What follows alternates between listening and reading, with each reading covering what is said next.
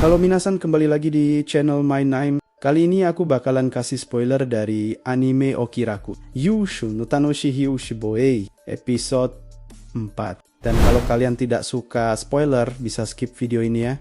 Enjoy to video.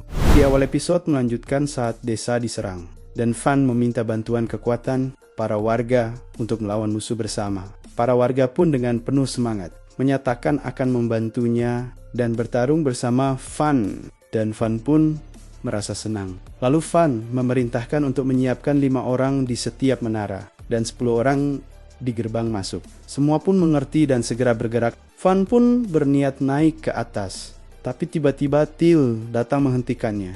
Fan pun menjelaskan kalau dia harus pergi. Till hanya terdiam sambil terus memegang tangan Fan. Fan pun mengerti kalau Till khawatir padanya, lalu didatang dan Fan menyuruh membawa pasukannya untuk menyelidiki rencana musuh. Sementara Fan sendiri akan memimpin dari belakang. Dia pun dengan penuh semangat mengatakan agar semuanya diserahkan padanya. Dan dia dengan lantang menyatakan kalau dirinya adalah pemimpin yang luar biasa, jenius. Dan walaupun berada dalam posisi terdesak atau bahkan terkepung, dia yakin akan tetap menang berkat pasukan yang terlatih dan teknik yang baik. Dan dia juga percaya kalau dirinya bisa memimpin jauh lebih baik dibanding komandan Stradley. Namun sekarang dia sedang melayani Fan dan sampai saat ini Fan terus-menerus mengejutkannya. Dan kini di banner-banner mempercayai Fan bahkan rela berkorban demi dirinya. Dia pun tertawa dan merasa semua ini sangat menarik. Lalu sampai di atap dan membuat pasukan yang ada di sana merinding melihat kehadirannya. Dia pun bertanya, apa yang harus mereka lakukan sekarang? Dan sambil melihat pemandangan dari atas, dikagum karena pemandangannya begitu indah. Pasukan di sana pun menjelaskan kalau musuh semakin mendekat dan mereka akhirnya tahu bahwa musuh tersebut adalah para bandit. Dia pun memuji pasukan itu sebagai pengintai yang hebat. Dan terlihat musuh berlari karena jaraknya semakin dekat. Dari bawah Fan bertanya bagaimana keadaannya. Dia menjelaskan kalau jumlah musuh sekitar 50 atau 100 orang dan sedang menuju ke sini. Sehingga mereka harus bersiap untuk bertahan saat musuh tiba. Lalu sang pengintai menyadari kalau para musuh seperti sedang diikuti sesuatu. Yang melihatnya juga merasa hal itu mungkin saja terjadi. Dan menduga kalau para bandit tersebut sedang dikejar oleh kesatria yang sedang berpatroli. Namun sang pengintai tiba-tiba sangat terkejut karena dia melihat ekor di barisan belakang gerombolan itu. Dia pun seakan tak percaya dan mempertanyakan, apakah penglihatan si pengintai benar-benar baik? Si pengintai pun semakin jelas melihatnya. Dan ternyata benar saja ada makhluk berekor yang ternyata merupakan naga berarmor dan jumlahnya ada 2. Dia pun merasa situasi ini buruk karena bahkan kesatria berpengalaman sekalipun akan kesulitan melawan naga berarmor, sementara kesatria berpengalaman tidak ada di sini. Lalu dia menginformasikan kepada Fan kalau ada naga berarmor yang mengejar para bandit yang sedang menuju ke sini dan akan mustahil menyerang naga berarmor dengan senjata biasa. Meskipun sihir sebenarnya cukup efektif, namun satu-satunya yang bisa bertarung hanyalah Aspada dan si gadis petualang. Dan saat ini mereka sedang mencari material. Dan tanpa sihir pun pasukan kesatria akan melakukan hal yang sama. Dan masih ada kemungkinan mengalahkan naga berarmor dengan membatasi pergerakannya lalu menyerang. Titik lemahnya seperti bagian perutnya, namun jelas warga desa tidak akan mampu melakukannya karena mereka tidak akan bisa bertahan dari serangan ekor dan cakarnya. Jadi warga desa tidak mungkin bisa menahannya. Lalu Fan pun memerintahkan, yaitu menyuruh pasukan penembak mengganti panah balista dengan panah iron. Dia pun merasa kalau itu hanya akan sia-sia karena berat proyektilnya hampir sama dengan dagger dan cangkang naga. Berarmor tidak mudah ditembus. Namun tiba-tiba dia memilih untuk mengikuti perintah Fan. Lalu para pasukan pun tenang dan melakukan seperti yang diperintahkan Fan, dan terlihat para bandit yang dikayar naga berarmor sangat panik dan ketakutan. Dan ternyata naga berarmornya ada lebih banyak, dan ukurannya sangat besar hingga menutupi tanah yang mereka lewati, membuat Di merasa akan sulit menahannya dengan tubuh mereka yang berukuran kecil. Lalu Di kembali menginformasikan kepada Van kalau naga berarmor itu berukuran sekitar 40 meter, dan kecepatannya menuju ke sini bukan masalah besar, karena para naga berarmor masih fokus mengejar para bandit.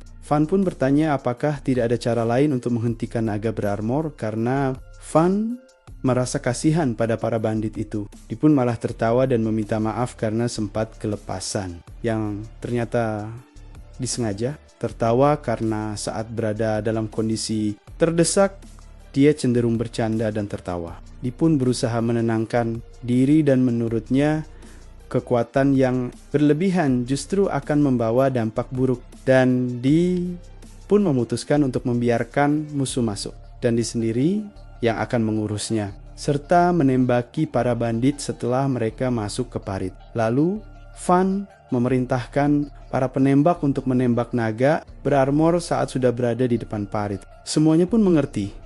Lalu Di menyuruh para penembak agar tidak khawatir karena serangan ke mata atau mulut sudah cukup. Dan dengan begitu, pasukan penembak bisa memberi waktu untuk menahan naga berarmor. Dan ketika Orto serta pasukan lainnya telah kembali, Dia akan memerintahkan mereka untuk menyerang naga berarmor yang tertahan itu. Dan Dia meyakinkan bahwa tidak akan ada satupun dari mereka yang mati. Serta mengajak semuanya menyelesaikan pertarungan ini. Dia pun menyuruh semua orang bersiap karena malam ini akan ada sate kadal. Dan terlihat para bandit semakin kelelahan akibat terus dikejar oleh naga berarmor. Para bandit pun telah mendekati parit, dan banyak dari mereka terjatuh ke dalam parit sehingga berhasil selamat. Meskipun tidak semuanya lolos karena beberapa sudah lebih dulu tertangkap oleh naga berarmor.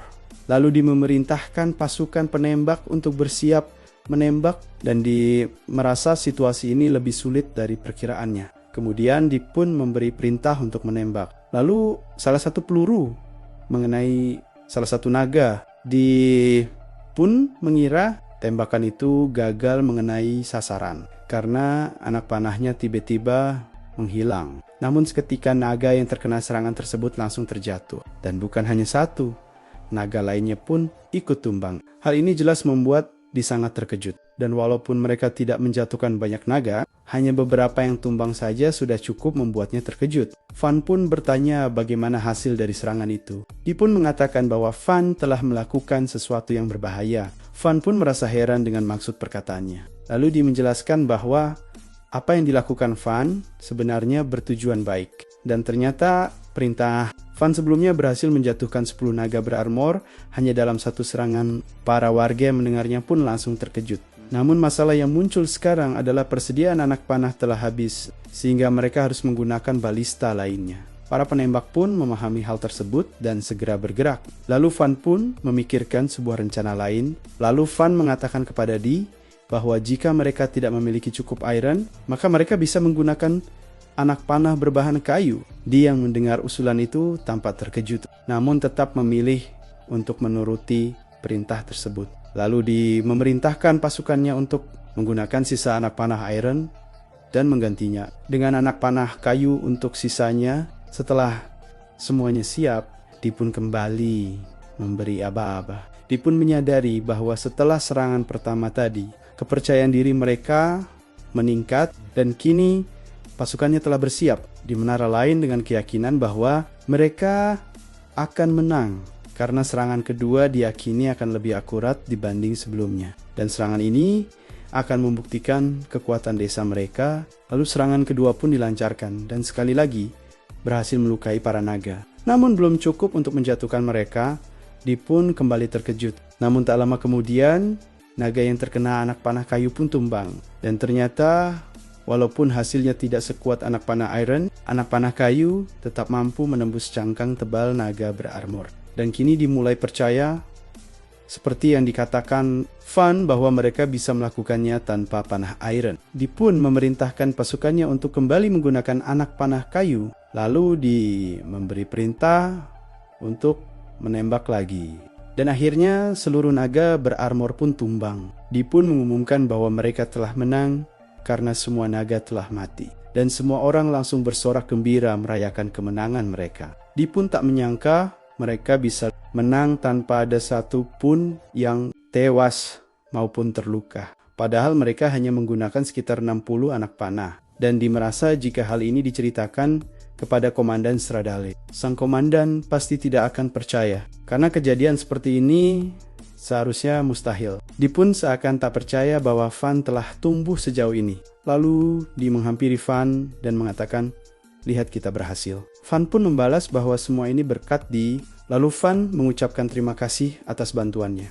Kemudian Van melihat para naga yang telah tumbang, dan di sana Van mengira Maklik-Maklok itu sebagai dinosaurus dengan jumlah sekitar 44 ekor. Lalu Van memuji di atas kerja kerasnya. Di sendiri tidak mengerti apa maksud dari dinosaurus. Namun yang jelas semua ini berkat senjata buatan Van. Dan Di pun masih tidak percaya bahwa anak panah kayu sederhana mampu menembus cangkang keras naga berarmor. Menurutnya hal ini terasa seperti keajaiban. Dan jika bukan karena senjata buatan Van, desa ini mungkin sudah hancur. Van pun menyuruh Di berhenti menepuknya, diterus menepuknya dengan cukup keras. Lalu Jisot itu, Van baru menyadari bahwa ada sekitar 30 bandit yang masih selamat, karena sebelumnya dia sempat melupakan keberadaan para bandit tersebut. Lalu Di memberikan tali kepada para bandit dan memerintahkan mereka untuk mengikat diri mereka sendiri satu sama lain. Jika tidak, maka Di akan menghujani mereka dengan anak panah. Di pun menyuruh mereka segera melakukan apa yang diperintahkan. Para bandit pun hanya bisa pasrah, karena baru saja selamat dari kejaran naga berarmor. Kini mereka justru harus ditahan. Lalu para bandit mencoba bernegosiasi dengan mengatakan bahwa mereka akan berubah dan melakukan yang terbaik. Dan mereka takut jika dilaporkan. Karena jika hal itu terjadi, mereka bisa dijadikan budak atau dipenjarakan. Dan mereka tidak menginginkan hal tersebut. Sehingga mereka lebih memilih bekerja untuk Van dan yang lainnya. Lalu ketua desa pun menjelaskan bahwa para bandit itu sudah sering merampok desa mereka. Salah satu warga pun tersulut emosi dan menghampiri para bandit tersebut sambil mengatakan bahwa mereka telah membunuh orang tuanya dan juga sudah merenggut banyak nyawa. Warga itu pun berniat membunuh salah satu bandit, namun Van segera menahannya karena Van tidak ingin tangannya ternodai hanya karena para bandit. Dan Van mengatakan bahwa para bandit akan dihukum olehnya.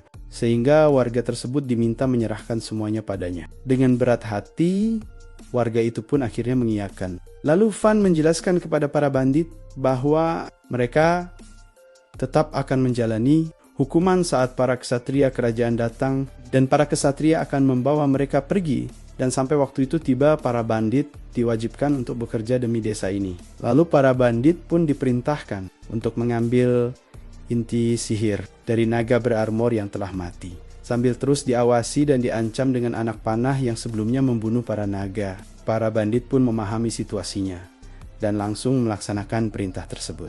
Kemudian scene beralih ke malam berikutnya, di mana Van mengatakan kepada semua orang bahwa berkat usaha mereka semua, desa kini menjadi lebih kuat dan berkembang dibanding sebelumnya. Dan Van meminta mereka untuk tidak perlu lagi khawatir soal uang serta menggunakan bumbu sesuka hati. Lalu mempersilahkan semua orang menikmati dagingnya. Mereka juga diperbolehkan meminum sake sepuasnya, namun dibatasi. Maksimal 2 gelas per orang. Van pun mengajak semua orang bersulang atas kemenangan mereka. Dan semuanya pun berpesta serta bersenang-senang. Lalu Van di sini mencoba gading naga dan merasa kagum karena rasanya sangat enak.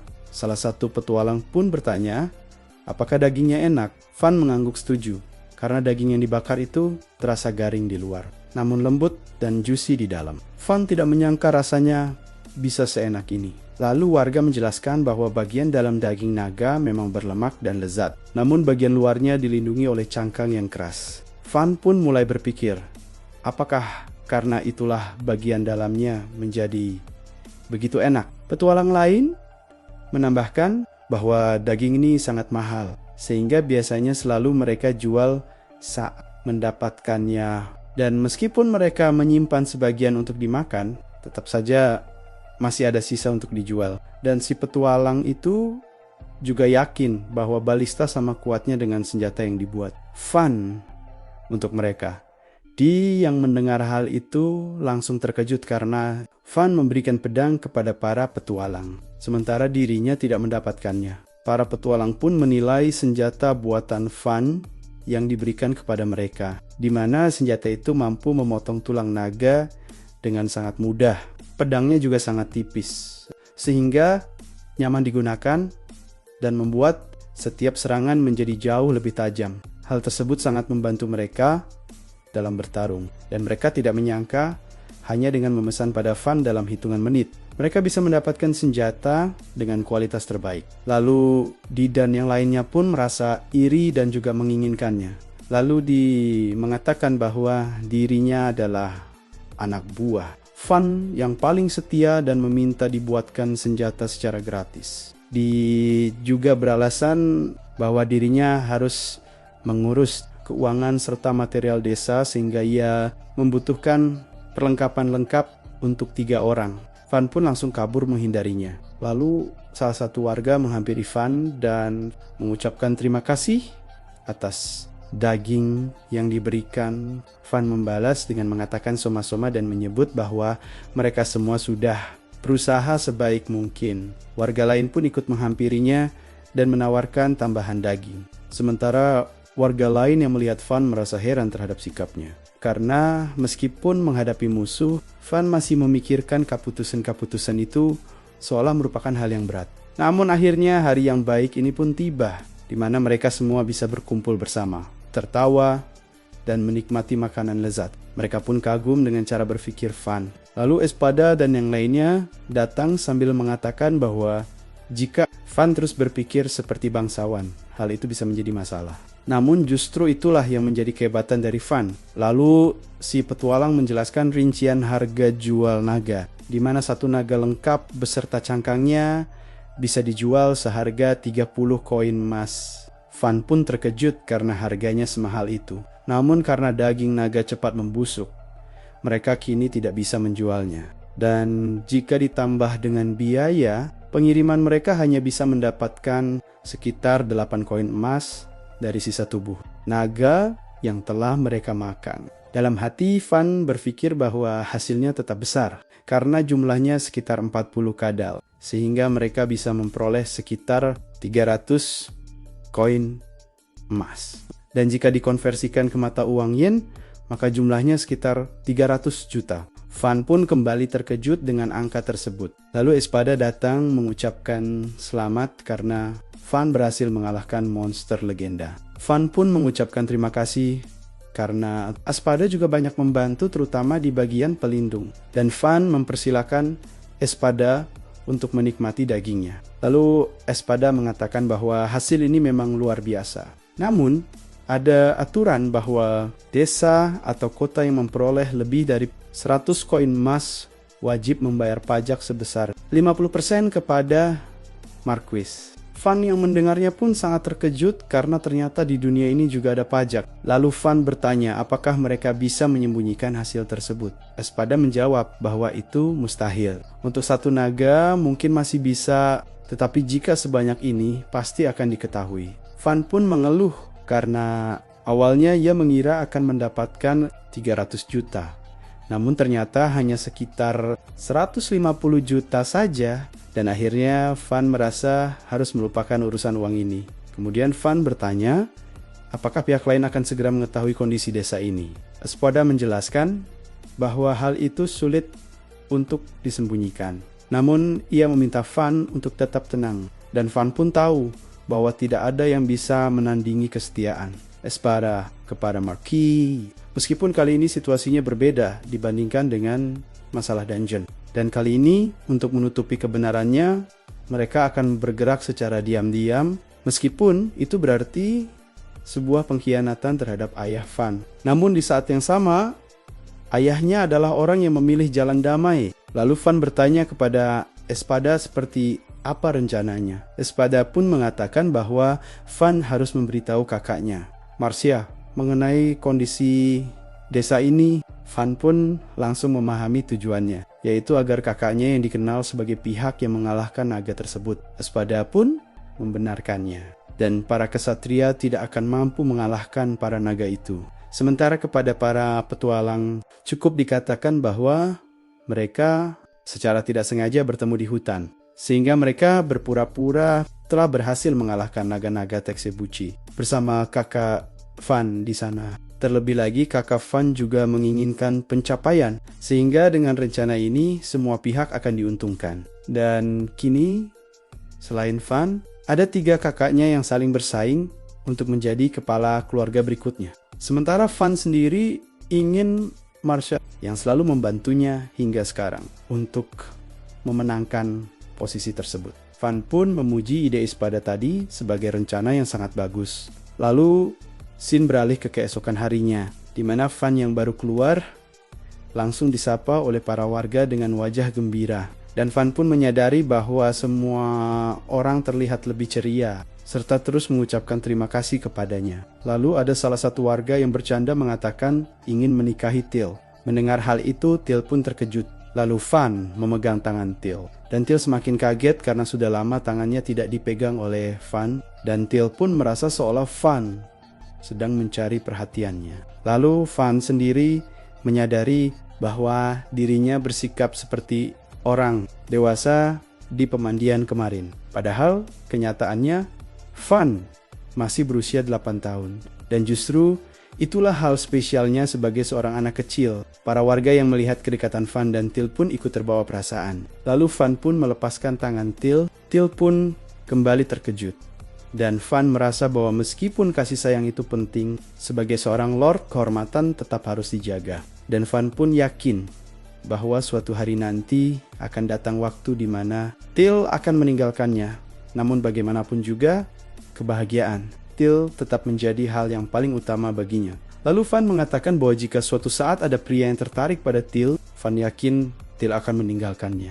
Till pun membalas bahwa ia ingin terus merawat Fan dan tidak memikirkan hal-hal seperti itu. Dan Till ingin tetap bersama Fan mulai sekarang. Mendengar itu, Fan pun langsung terbawa perasaan dan kembali menggenggam tangan Till sambil pergi ke menara bersama Kamsin. Sesampainya di sana, Fan langsung menanyakan kepada para pengintai apakah mereka melihat sesuatu. Sang pengintai pun mengatakan bahwa ada rombongan pedagang, yaitu Bam dan Lango. Fan pun merasa heran karena dirinya sendiri hanya bisa melihat siluet hitam kecil saja, sementara sang pengintai bahkan bisa melihat wajah para pedagang tersebut.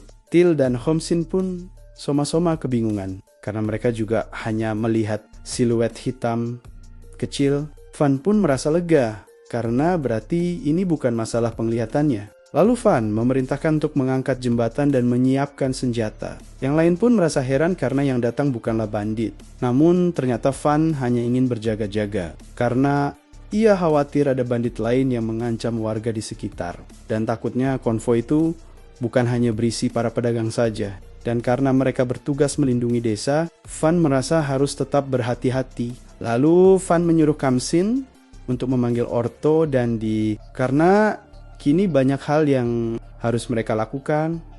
Dan semuanya bergantung pada keputusan Fan untuk mengambil keuntungan dari setiap kesempatan, dan saat ini kesempatan itu pun telah muncul.